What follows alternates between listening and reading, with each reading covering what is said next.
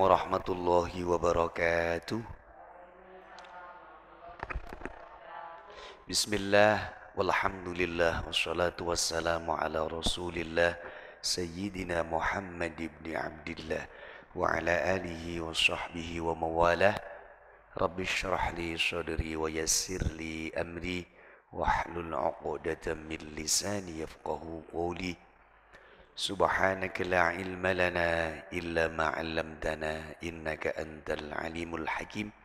Amma ba'd, para pecinta Al-Quran beserta tahsin khususnya dan sedulur Kulkar Jatim dimanapun berada, alhamdulillah kembali kita berjumpa dalam program tahsin yang diselenggarakan oleh kantor DPD Golongan Karya tingkat 1 Provinsi Jawa Timur. Dan untuk kesempatan kali ini kita akan belajar tentang tamamul harakat atau itmamul harakat. Ya. Tamamul harakat atau itmamul harakat itu menjadi salah satu dasar yang harus dikuasai. Karena ini menjadi tolok ukur kesempurnaan atau kemahiran seorang qari, seorang pembaca Al-Quran di dalam dia mengucapkan atau melafalkan hukum-hukum bacaan Al-Quran. Bahkan kalau di musabaqah tilawatil Quran itu ada penilaian tersendiri. Ada penilaian tersendiri, ada ahkamul mad wal qasar. Jadi di tajwid itu, di fasahah itu ada tamamul harakat, ya. Jadi kesempurnaan harakat itu menjadi bagian yang penting. Apa itu tamamul harakat di dalam bahasan kita? Itmamul harakat, yakni cara pengucapan harakat secara sempurna, baik itu fathah, kasrah, dhammah ataupun sukun. Itmamul harakat. Itmam itu artinya sempurna. Itmam merupakan bentuk jamak dari kata tamam. Tamamul harakat. Kesempurnaan harakat. Jadi kita akan mencoba menggambarkan bagaimana pelafalan, pengucapan fathah, kasrah, dhammah ataupun sukun yang sesuai dengan kaidah tajwid. Baik, kita akan masuk di fathah. Melafalkan atau mengucapkan harakat fathah di dalam kitab Jazariyah itu disebutkan, ini bacanya begini: yajibu 'alal qari ayyaftaha fammahu 'inda nutqi bil harfil maftuh ka hayatihi 'inda nutqi bil alif. Seorang pembaca wajib membuka mulutnya ketika mengucapkan atau melafalkan huruf yang berharokat fathah. Kahayatihi indan nutqi bil alif. Seperti ketika pembaca itu mengucapkan huruf alif. Ya. Memang tidak ada standar pasti fathah itu harus seberapa. Apakah harus 2 jari? Apakah harus 3 jari? Begitu. Tapi beberapa pengalaman yang saya amati, fathah itu secara umum yang pasti ialah membuka mulut, ya, membuka mulut. Dan kemudian membuka mulut dengan menarik, ininya ditarik ke samping, bibirnya ini, lisannya. Jadi a, a. Jadi a.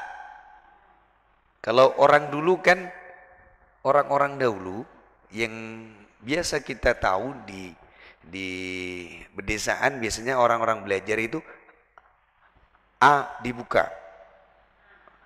A, kan begitu cara bacanya. Gini, A. Ya. Jadi A, orang dulu begitu. Tapi lebih tepat dari beberapa pengamatan, A. A. A itu A, seperti kita melafalkan alif. Jadi A. A. Justru membukanya A. Ini nyamping, bukan mangap. Gini. Kalau orang mangap, begitu, itu akan sangat rawan suara akan masuk ke hidung. Karena terbukanya rongga, semua rongga itu terbuka. Kalau itu pasti khayshum. Tapi yang jelas, yang pasti gimana? A.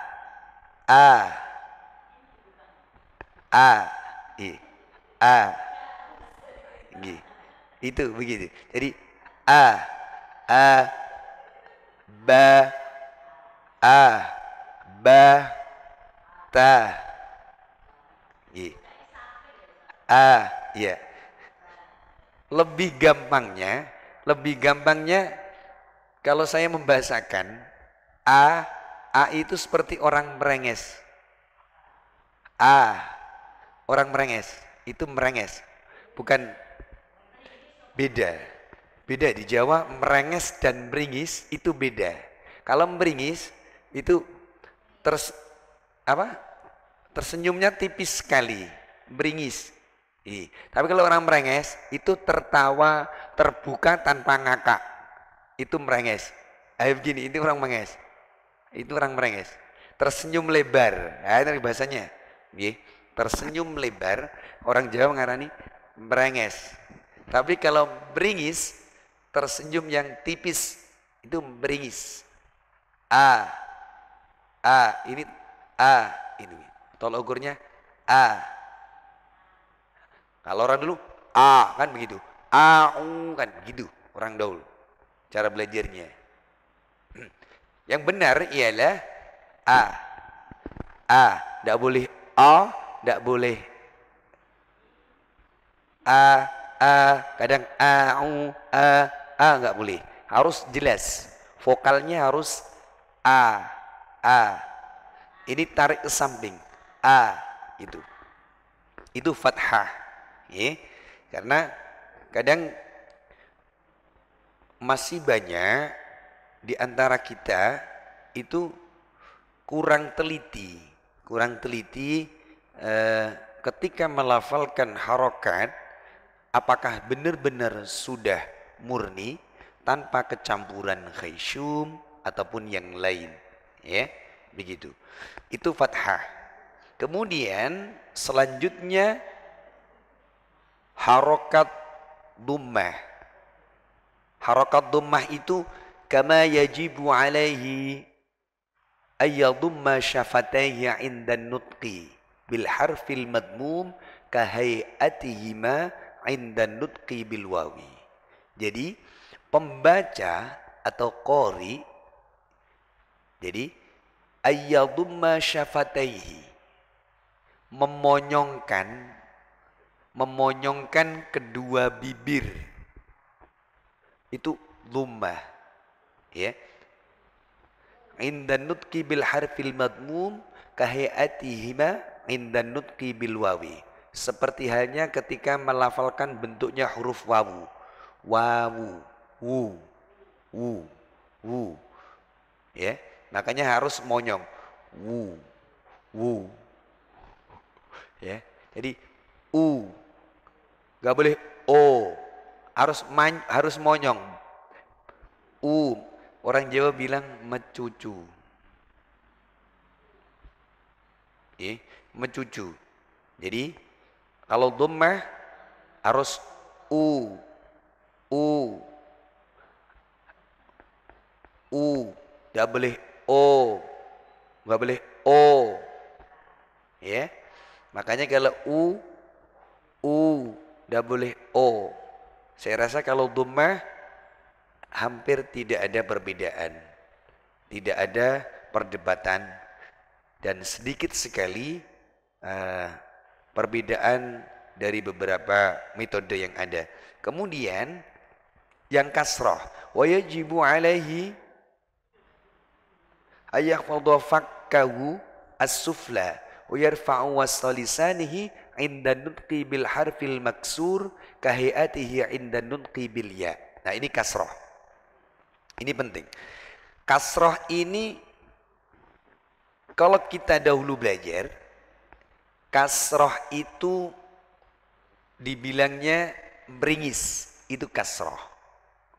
Ya. Meringis.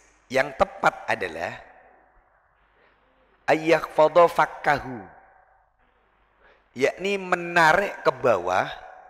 Fakkahu itu rahang. Jadi bukan hanya sekedar meringis. Ya, kalau meringis itu yang gerak cuma bibir dan gigi. Tapi kalau kita menarik rahang, ininya, dagunya itu ditarik ke bawah. I. Kalau bisa tepat ketika melafalkan, maka kita akan jauh dari khusyum. Kalau hanya beringis bibirnya, gitu. Tapi kalau kita menarik rahang ini ke bawah, maka dia akan Bismillahirrahmanirrahim. Him. Itu menarik rahang bawah ini. Jadi gigi ke bawah, ini dagunya ditarik ke bawah. Kalau tanpa menarik ke bawah, Bismillahirrahmanirrahim. Him. Itu sama-sama meringisnya. Tapi kalau tanpa menarik dagu, rahang ini ke bawah, lebih dekat dengan khusyum. Him. Dia rawan dengan khusyum, masuk ke hidung. Pasti. Makanya ini sedikit ada pembenaran, ya.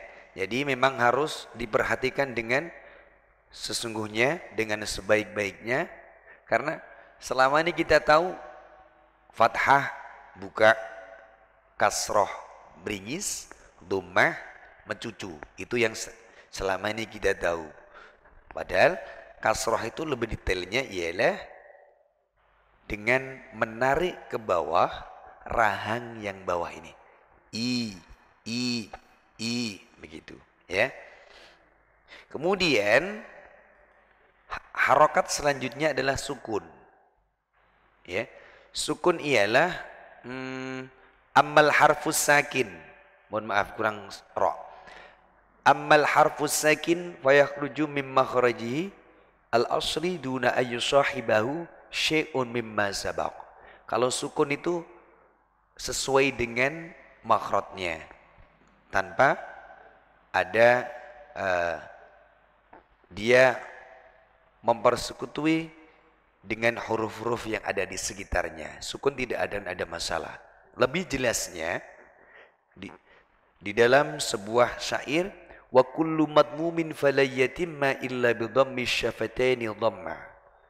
Dan setiap dhammah tidak akan sempurna kecuali dengan mengumpulkan dua bibir, memonyongkan dua bibir. Dhammah harus monyong.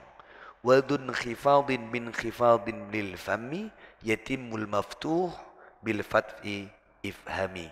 Dan khafad yakni kasroh dengan merendahkan rahang, bukan sekedar meringis, ya.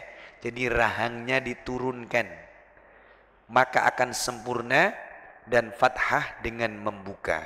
Itu yang harus kita fahami, ya.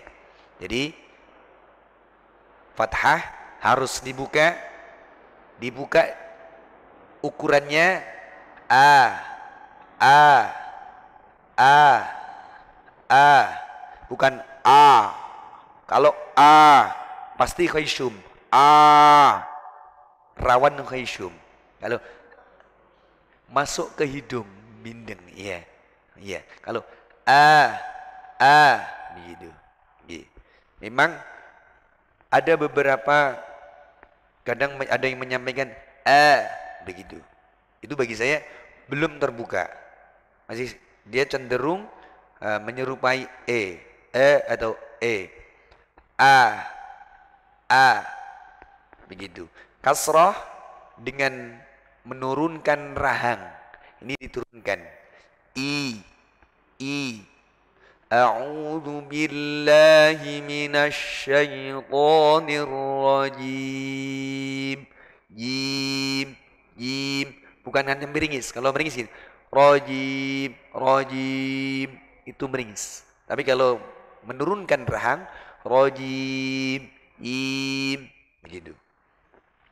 Dhammah dengan memonyongkan, ya, bahasa kita mencucu, memonyongkan kedua bibir, itu dhammah, ya. Saya kira tidak ada permasalahan kalau ini bisa kita ucapkan dengan sempurna. Nah, ini sangat mendominasi ketika seorang pembaca bisa dikatakan dia mahir atau tidak.